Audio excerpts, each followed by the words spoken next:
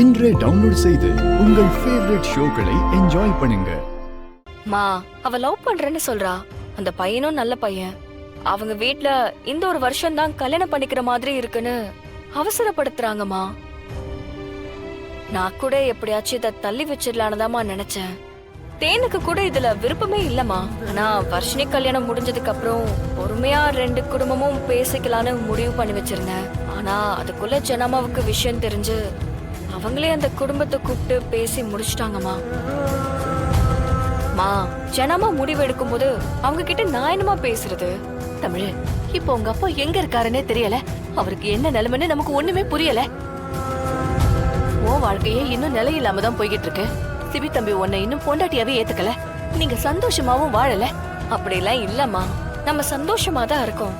நீ போய் சொல்லாத தமிழ், எனக்கு எல்லாமே தெரியும்.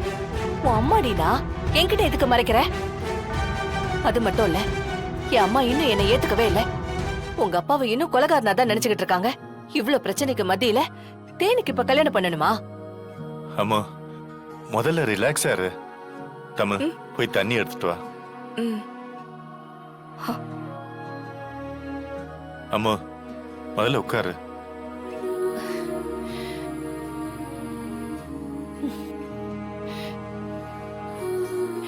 என்னென்ன ஏன் இப்படி பண்ணிட்டு இருக்காங்க? மா, இந்தாம்மா தண்ணி குடிமா. குடிமா.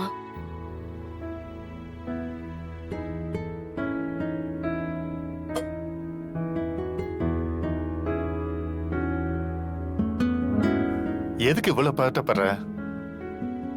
முதல்ல வர்ஷினி கல்யாணம்னு கேட்டதும் எனக்கு அப்படித்தான் இருந்துச்சு. அவளை நான் குழந்தைன்னு நினைச்சுக்கிட்டு இருந்தேன். அப்புறமா தான் தெரியுது அவளுக்கு கல்யாண வயசு வந்துருச்சுன்னு.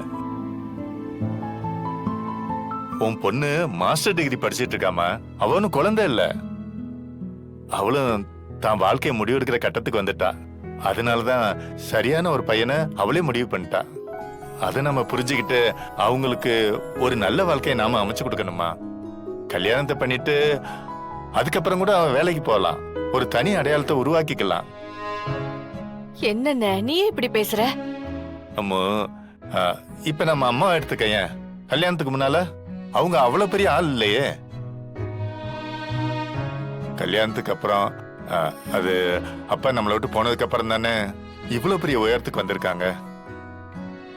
அதனால கல்யாண வாழ்க்கையில முன்னேறதுக்கு ஒரு தடையா இருக்காது அம்மோ. இங்க பாரு அம்மோ, இப்ப மட்டும் நம்ம முடியாதுன்னு போய் நின்னு வச்சுக்க, அப்புறம் அம்மா அதை ஏத்துக்குவாங்களா?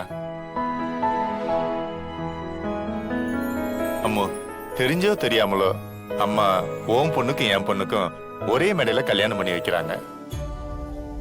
2 பேத்திக்கும் ஒரே மேடையில கல்யாணம் நடக்க போது அவங்க தலைமையில.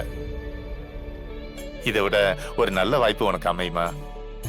அம்மோ, என் மகளுக்கும் மருமகளுக்கும் நடக்க போற அந்த கல்யாணத்தை என் கண்ணரே நான் பார்க்க போறேன். நீ மனசை போட்டு குழப்பிக்காத. எனக்கு தெரிஞ்சு இந்த கல்யாணம் முடியறதுக்கு இடையில மச்சான் வந்துடுறதுக்கு நிறைய வாய்ப்பு இருக்குமா. நீ அந்த கல்யாணத்துல நின்னு உன் கடமையை செய்யத்தான் போற. மா, நாங்கெல்லாம் இருக்கோம்ல, தைரியமா இருமா, பயப்படாதம்மா. உன் தேனு நல்லா இருப்பா. கடவுள் தான் துணை இருக்கணும்.